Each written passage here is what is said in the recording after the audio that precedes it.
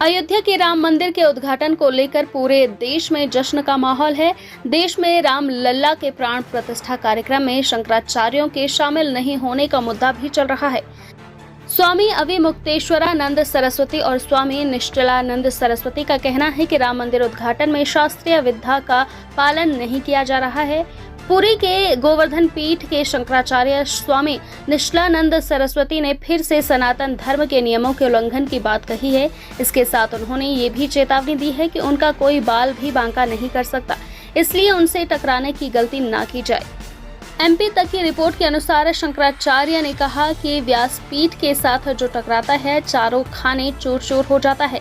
स्वामी निश्चलानंद सरस्वती ने कहा, मैंने पहले कहा कि हिमालय पर जो प्रहार करता है उसकी मुट्ठी टूट जाती है। हम लोगों से टकराना उचित नहीं है। अरबों एटम बम को दृष्टि मात्र से नष्ट की क्षमता हम लोगों में है।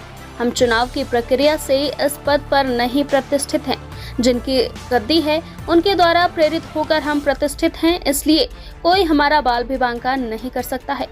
शंकराचार्य ने आगे कहा, अगर कोई इस गद्दी के साथ खिलवाड़ करने की कोशिश करेगा तो कितना भी बलवान हो सुरक्षित नहीं रह सकेगा।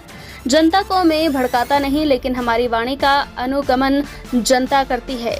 लोकमत हमारे साथ है, शास्त्र मत भी हमारे साथ हैं, साधु मत भी हमारे साथ हैं। तो हमने संकेत किया कि सब तरह से हम बलवान हैं, दुर्लभ हमें कोई ना समझे। असली और नकली शंकराचार्य के सवाल पर उन्होंने कहा कि जब प्रधानमंत्री, मुख्यमंत्री, राष्ट्रपति और राज्यपाल नकली नहीं हो,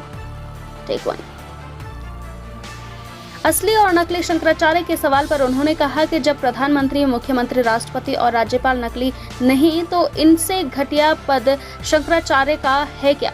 उन्होंने आगे कहा कि शासकों पर शासन करने का पद हम लोगों का है। शंकराचार्य ने प्रधानमंत्री नरेंद्र मोदी को लेकर कहा, जब वह गुजरात के मुख्यमंत्री थे तब से मेरे परिचित हैं। पीएम पद की शपथ लेने से पहले भी वह मेरे पास आए थे।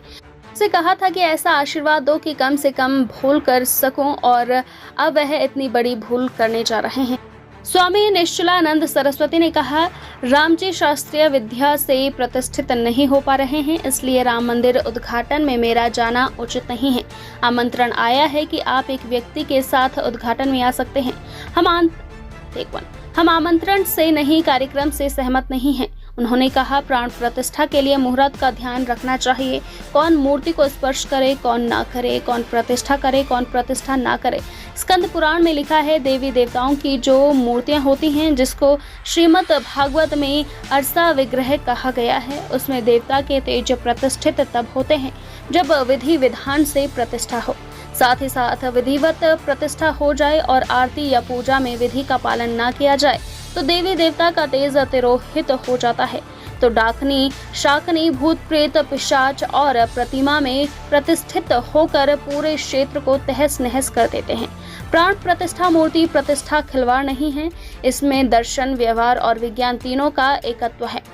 व्यापक अग्नि को घर्षण के द्वारा एक जगह व्यक्त कर लिया जाता है, वह दाह प्रकाशक अग्नि तत्व होता है। इसी प्रकार व्यापक परमात्मा को मानसिक, तांत्रिक और यांत्रिक विधा से प्रतिमा में, अरसा विग्रह में अभिव्यक्त करने की विधा दर्शन, व्यवहार और विज्ञान की दृष्टि से बहुत महत्वपूर्ण है। उनका अनुपालन उसी तरह किया जाएगा तो तेज का प्रकट हो जाएगा, नहीं तो विस्फोट हो जाएगा। उन्होंने कहा, 2 साल बाद भी प्रधानमंत्री नरेंद्र मोदी ही प्राण प्रतिष्ठा करते तो मैं प्रश्न उठाता, क्योंकि शास्त्रीय विद्या से मूर्ति का स्पर्श और प्राण प्रतिष्ठा होनी चाहिए।